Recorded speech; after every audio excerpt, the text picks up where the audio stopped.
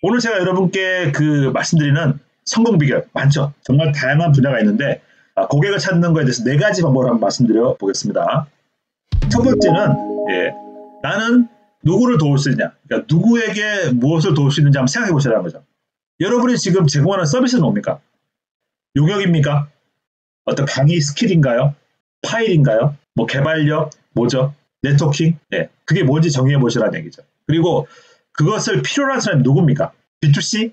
B2B? B2G? 남성? 여성? 또는 뭐 연령대? 10대? 20대? 뭐 BTS 좋아하나요? 뭐 예를 들면 뭐 그런 어떤 인구 통계학적인 거 또는 그 사람에 따라서 어떤 세그먼트를 나눠질 수 있을 거잖아요. 그런 걸 한번 생각해 보시라는 거죠. 그래서 내가 가진 스킬을 가장 좀 필요한 사람한테 막 가겠다. 예를 들면 니브랭님 같은 어떻습니까? 니브랭님은 일단 직장인이 타겟을 하셨어요. 제가 미리 좀 들어봤는데 그러면은 내가 이제 뭐 30대, 40대, 뭐 50대까지 치고 그러면 뭐 또는 배울린 학생들 뭐 20대까지 치면 20대부터 막 40대가 주가 되겠죠. 주로 남성이 될 것 같고 그리고 기업인이 어때요? B2B가 되겠죠. 그러면 B2B 기업 대상으로 해서 교육의 담당자들이 보고 싶어 할 만한 예를 들면 기업 교육이란 키워드를 무조건 따야 되겠죠. 예를 들어서 뭐 니번의 기업 교육 뭐 연구소라든지 그죠? 기업 교육 센터라든지 뭐 그런 하나 타이틀을 지어가지고 하는 겁니다. 그렇게 시작하신다는 거죠. 자, 콘텐츠입니다. 자, 콘텐츠가 나의 명함이다. 그렇게 생각하셔야 됩니다. 저도 제 명함이 물론 있습니다. 근데 제가 여러분께 굳이 명함 안 드려도 돼요. 우리 서로 소통했었잖아요. 그죠? 제 메일 주소 아시잖아요. 지금 위에 있죠? 위너스 랩샵. 제 가게 이름이 있지 않습니까? 제 머리 위에 있잖아요. 그러니까 이 유튜브 영상 자체가 제 명함인 겁니다. 그래서 제가 SNS를 만들고 제가 꾸준히 할수록 더 많은 분들에게 전달이 되는 거죠.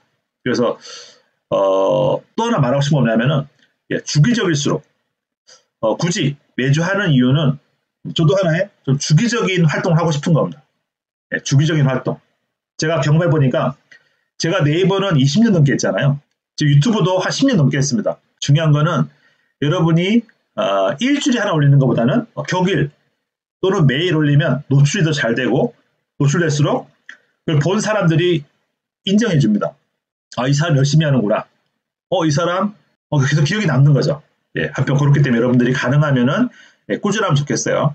그리고 또 하나는 여러분이 만약에 지금 처음 시작하면 어때요?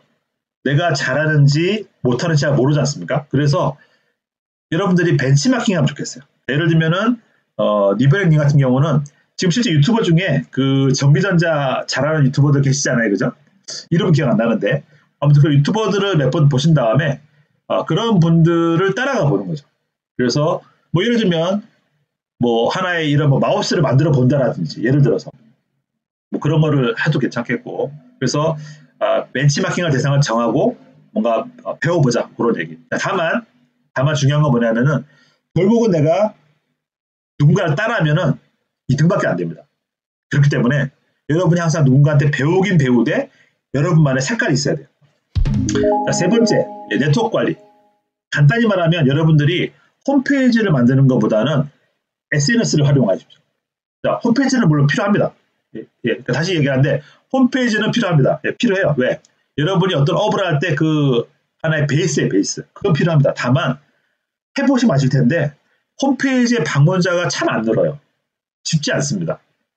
그렇기 때문에 홈페이지에 일부러 블로그라는 메뉴를 붙이고요.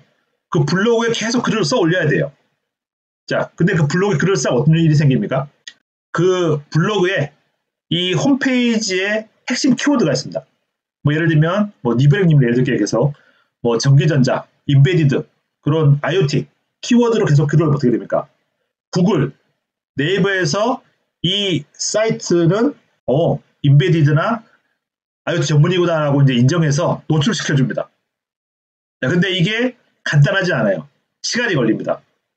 그래서 이거를 당연히 해야 되고 저는 플러스로 말하는 거죠. 그래서 요거는 간단하지 않으니까 더 권한적인 방법은 SNS, 네이버 블로그, 인스타그램, 뭐 메타, 그다음에 유튜브 이런 SNS에 여러분들 채널 다 만드신 다음에 그래서 올리시라는 얘기죠.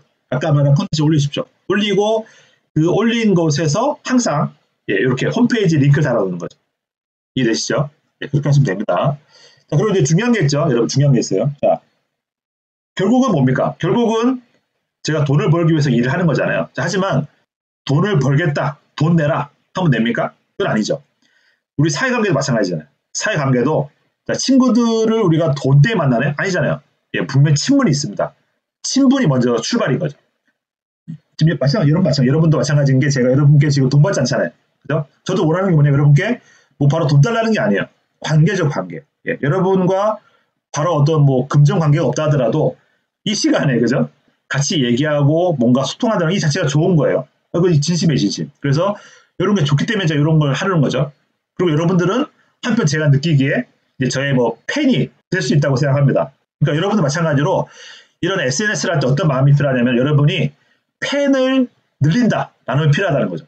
이해되시죠? 그러니까 내가 팬을 늘려가겠다. 이게 여러분들 기본적인 어떤 스탠스, 어떤 방향성이 되어야 된다는 거죠. 그래서 이런 얘기를 하실 때 물론 다 내 맘 같지는 않습니다. 하지만 오신 분들 중에 뭐 저를 소개해 줄 만한 분도 계시고 저를 칭찬해 준 분도 계시고 다양한 분들이 계시잖아요. 그런 분들을 잘 관리해 나가라는 거죠.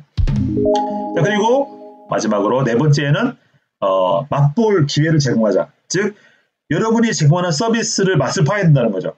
자, 근데 그 맛을 왜 봐야 되냐? 뭐 긴 말 안 해도 알겠죠? 우리 마트가 어떻습니까? 한번 맛을 보면 어때요? 어떤 생각이 드세요? 맛있네. 사 먹어야 되겠다. 라는 걸 체험을 하게 되는 게 있고 또 하나 어떻습니까? 제가 좋은 경험을 했잖아요. 그 와중에 뭔가 이제 관계를 맺은 거예요. 먹어봤다 이거지. 예, 관계를 맺은 거야. 예를 들면 뭔가 Q&A 했어요. 답변을 했어요. 뭔가 관계를 맺은 거죠. 그래서 그렇게 관계를 맺는 방법 중에 가장 부담이 없는 것이 무료다. 무료. 사실 지나고 보면 여러분 아세요? 구글 아죠, 구글. 구글 때문에 문 닫은 스타트업이 정말 많습니다. 혹시 이거 아세요? 옛날 얘기지만 구글, 네이버 다 마찬가지예요. 뭐 지금 AI도 마찬가지인데 이 하나의 작은 스타트업이 포탈, 대기업이 되면서 어떤 전략을 펼치냐면은 웬만한 거 다 무료로 뿌려버립니다. 그러면 그 서비스들을 유료로 하던 스타트업 다 망하는 거예요. 다 반복돼 왔어요. 지금 마찬가지죠. 지금도 AI, 그죠? AI도 정말 많은 오픈 AI가 정말 잘하고 있지만 사실 그거 아세요? 오픈 AI가 지금 하고 있는 많은 서비스들이 사실은 많은 그 스타트업들이 할 만한 유료 서비스인 거예요. 근데 얘들이 막 무료로 뿌려버려. 그러니까 소비자는 좋겠지만 사실은 많은 스타트업들은 준비했다가 그냥 드롭한 경우들이 많습니다.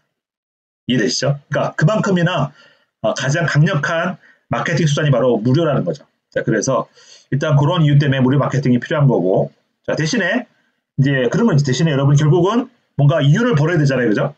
제가 지금 유산을 물려받은 것도 아니고 나라에서 돈 주는 것도 아닙니다. 저도 제가 직원에서 월급을 줘야 되고, 저도 우리 애들, 우리 와이프 같이 잘 먹고 살아야죠. 그러니까 돈을 벌어야 됩니다. 그렇기 때문에 적절한 선에서 유료 서비스가 제한될 필요는 있는 거죠. 그래서 고객이 납득할 만한, 예를 들면 팬들이 이해할 만한 그런 정도의 금액대에서 유료 서비스를 제공하고, 예를 들면 마찬가지 아닌가요? 우리가 짜장면을 공짜로 안 먹잖아요. 이해되시죠? 마찬가지죠. 그러니까 적정한 선이 있을 겁니다. 그래서 무료를 통해서 관계를 맺고 고객에게 가치를 제공하고 그 다음에 적정한 선에서 내가 이 정도는 돈 벌어야 되겠다 라고 했을 때 고객이 수긍하면 어때요? 팔아줄 거잖아요. 그걸 찾는 게 이제 쉽진 않죠. 하지만 그걸 이제 찾아 나가는 것이 이제 시간이 걸립니다. 그래서 하고 싶은 얘기는 혹시라도 실망하지 말라는 거죠. 예를 들어서 만약에 뭐 짜장면을 10,000원에 제시했어요. 안 팔려요. 실망하지 마십시오. 때에 따라서는 거기에다가 뭐 스테이크 올려보고 뭐 돈을 반 해보고 다양한 시도를 하면 결국은 팬들과 또는 소비자들과 어떤 소통이 될 거라는 거지. 그 과정에서 적절한 소비자가 납득할 만한 또는 여러분이 이익을 남길 만한 선이 나오겠죠. 그래서 그런 거를 찾아 나가면 좋겠다. 그렇게 말씀을 드리겠습니다.